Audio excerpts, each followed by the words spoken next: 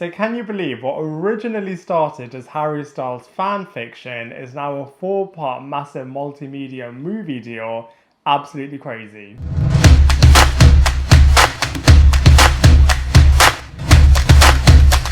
Hello everybody and welcome back to my channel Lifestyle Critic. I hope you're having a brilliant day. So in this video we are going to be reviewing After We Fell, which is a romantic drama that is based on the 4-part After series, this one being the 3rd installment, and is based on the novel of the same name by Anna Todd, and it stars Josephine Langford and hero Fiennes-Tiffin reprising their roles as Tessa and Hardin in this soap opera style film that is actually so bad it is strangely pretty decent as well, and I'm going to be breaking it all down for you in this movie review. So from a storyline point of view, not that much actually happens in this movie. I mean, there's a lot of teen angst and a lot of steamy scenes happening between the two pair that are always on again, off again in this movie. However, the main point of contention in this film, I'd say, is that the Tessa character wants to move to Seattle so that she can pursue an internship, and the Hardin character doesn't really want her to go. There are also some other characters that are maybe going to have a bit of a love triangle with the two lead characters. They also have their parent and adult characters who aren't really doing that much in this movie. However, when it comes to the ending of this movie, that is really where things shift a little bit, and that actually makes you quite excited for the final installment. Now, from a positive point of view, I would say that the Hardin character always overreacting to everything and getting really angry and having quite paranoid and trust-based issues, I think is really, really interesting, and how they mix relationships and pursuing your career from an ambition point of view, I think is really interesting as well. Also, having other characters that are creating a bit of a love triangle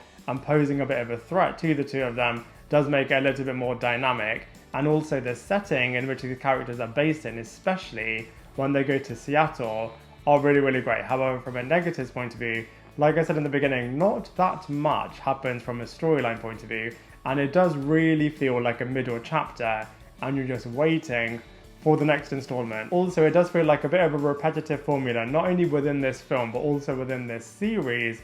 It does feel very, very formulaic, and it does very much resemble a soap opera, except this time it's just in a bit of a movie format.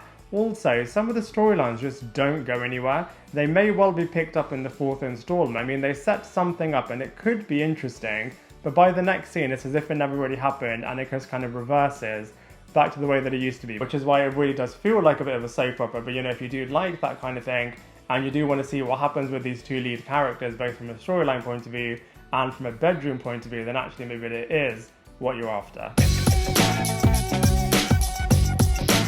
So from a casting characters point of view, they may well have a decent cast in this movie. However, their acting isn't necessarily the best, as it is a little bit choppy and a little bit junior in certain places. So let's go through them one by one. So first up we have Josephine Langford, who is playing the Tessa character, and she wants so much more from her career, which is why she wants to go to Seattle. However, you can see that she is incredibly infatuated and also pretty conflicted with the Hardin character. She may well not be the best actress yet, however I do feel like she does do a pretty decent job in terms of co-leading this film. Next up we have hero Fiennes-Tiffin, who is playing the Hardin character. He is overacting in quite a few number of his scenes, as this character is very angry, very moody, storms off a lot.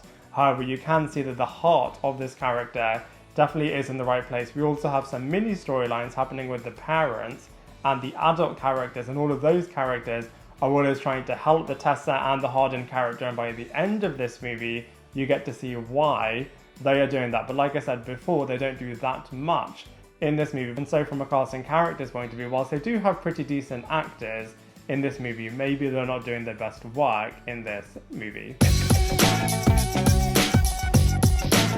So from a visuals point of view, After We Fell actually looks really, really decent. I mean, some of the locations that they go to look really, really great. Some of the mansions are really, really nice too, and some of the on-set pieces look really, really great as well. I mean, some of the cinematography, however, does feel very made for TV instead of a big theatrical movie. However, to this film's credit, you wouldn't think that actually they were filming this during COVID times, as it does feel like a pretty normal movie from that point of view, which definitely is to this movie's credit. And so from a visuals point of view, this movie actually does look pretty decent. So from a comparison point of view, I feel like this movie is very similar and equal to the other after installments so far. I feel like all of the steamy scenes in this movie definitely makes it very similar to 50 Shades of Grey. However, from a romantic drama point of view, focusing on a younger cast, I don't think is as good as Chemical Hearts, Remember Me, Newness and The Lucky One. And so from a comparison point of view, I think it's pretty much the same as the other after installments. So overall, with the After series, I feel like you know what you're signing up for when you go into watching this film. I feel like I said before, it's very similar to the other installments. Not that much stuff is happening in this movie, but I feel like the main enjoyment is just seeing what these two main lead characters are going to get up to. I feel like you're either going to love this movie or it's not going to be for you. I mean, it's not really the type of movie that I watch. However, I do feel like those that really like it will get a lot of enjoyment from it. And so for all of those reasons, I'm going to give it a 3.5 out of 10. I'd love to hear what you think, so please let me know in the comment section below.